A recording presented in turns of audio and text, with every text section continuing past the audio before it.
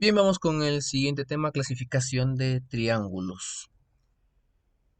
Dice, los triángulos se clasifican según teniendo en cuenta dos criterios. Según sus lados, acá, mira, según sus lados en la parte izquierda de aquí, y según la medida de sus ángulos. Vamos a ver el primero, según sus lados. Un triángulo es equilátero cuando sus tres lados tienen la misma medida. Mira por aquí. Por ejemplo, acá.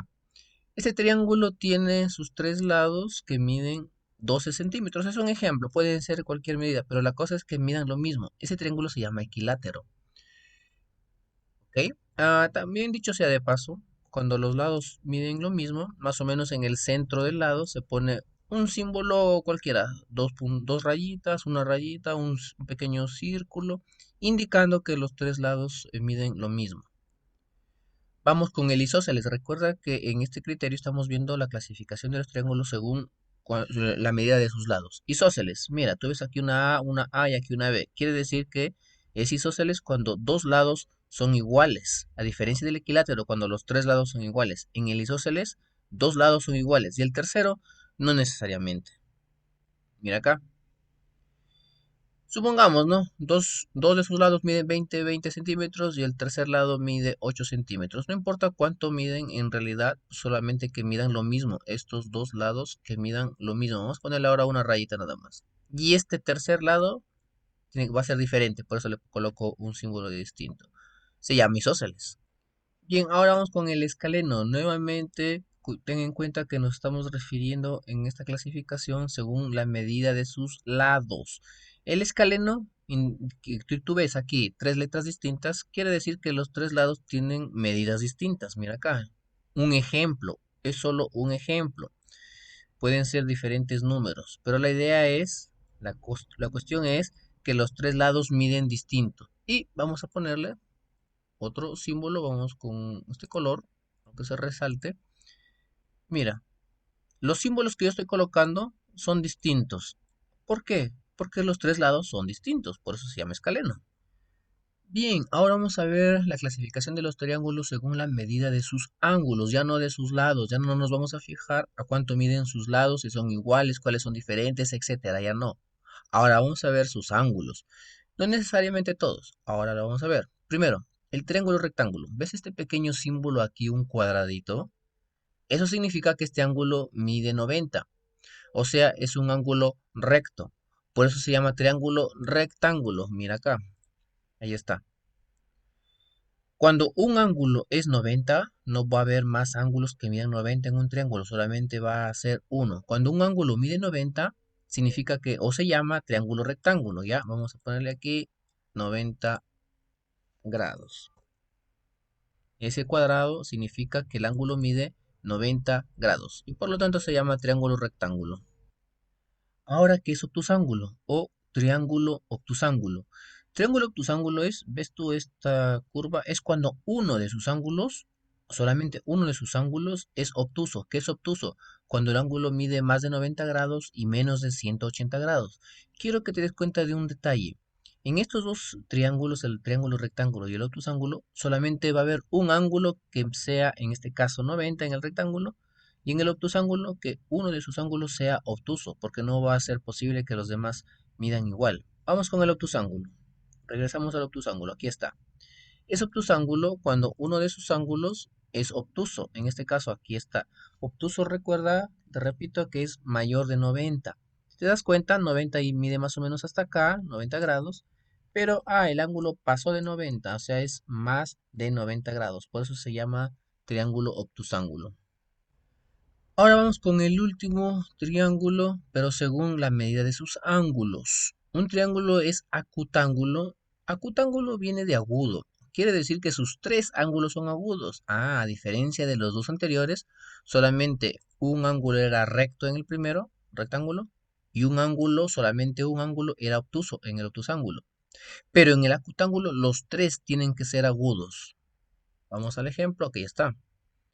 Los tres tienen que ser agudos, ¿ya? Agudos es cuando mide menos de 90 grados. Agudo cuando mide menos de 90 grados.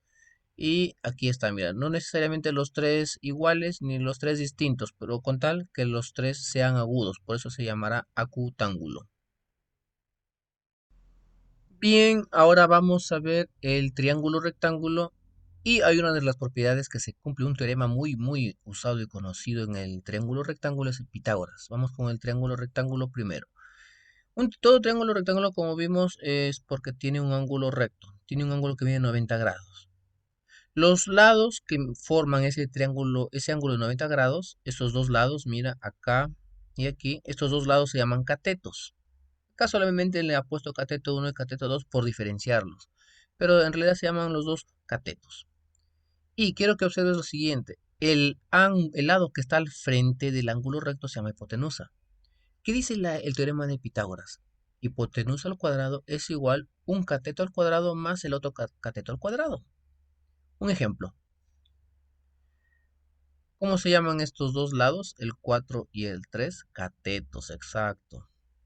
¿Cómo se llama el lado que está al frente de 90 grados? Hipotenusa.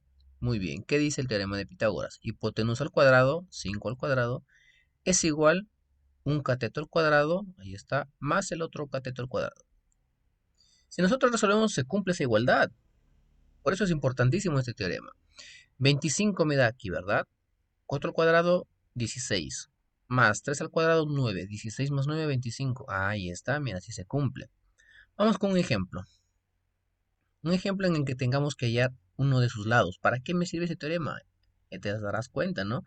Teniendo dos lados, en un triángulo rectángulo nada más, teniendo dos lados, con el teorema de Pitágoras, puedo hallar el tercer lado. Mira, hipotenusa al cuadrado, o sea, 10 al cuadrado, ¿verdad? 10 al cuadrado, ahí está. Es igual a un cateto al cuadrado. Puedes poner el x primero o el 8 primero, eso no afecta. Igual va a salir el ejercicio. Es lo mismo, ¿ya? Porque es una suma y la suma es conmutativa. Más el otro cateto al cuadrado. Yo sé que puedes ponerle 64, pero vamos a ponerle por fines de que estamos aprendiendo recién a usar el teorema de Pitágoras. Ahí está. Desarrollamos. 10 al cuadrado es 10 por 10, o sea, el 10 multiplicado dos veces. 100. Es igual a el x al cuadrado, no lo puedo desarrollar, entonces lo bajo tal cual, ¿ya? Ahí está. Más 8 por 8, 64. Muy bien. Me doy cuenta que tengo una pequeña ecuación, ¿no? Este 64 que está sumando va a pasar a restar. 100 menos 64 es igual, vamos a copiarlo de acá, pegamos. 100 menos 64 es 36. Si no queremos verlo así el X a la derecha y dices, no, yo quiero, me acostumbré, ya me enseñaron a poner el X a la izquierda, no hay problema, igual va a salir. Bien, ahora, ¿cómo desarrollamos esto? Vamos a buscar un número, o sea, el X, que elevado al cuadrado sea igual a 36. Esa es una forma de sacarlo. ¿Qué número elevado al cuadrado es 36? Es el 6. Y también sale el menos 6, si recordarás la ley de signos. También sale menos 6, pero un lado no puede ser negativo. Otra forma de sacarlo es cuando yo quiero despejar esta x y este cuadrado pasa como raíz cuadrada. ¿A qué me refiero? Mira, este cuadrado, así como si está sumando pasa restando, si está restando pasa sumando, si está multiplicando dividiendo y si divide multiplica. Cuando es potencia pasa como raíz. Así, mira. ¿Ya? Cuando es potencia pasa como raíz. Esa es otra forma de resolverlo, ¿ya? No te vayas a confundir, no es que lo estemos haciendo, no es que es la continuación, no. Esta es una forma y esta es otra forma, pensándolo así y de esta forma. Entonces, sacamos raíz cuadrada de 36. ¿Qué número al cuadrado me da 36? ¿O qué número multiplicado por sí mismo me da 36? 6. Y sale de la misma manera, mira. Ahí tenemos el resultado que nos estaban pidiendo.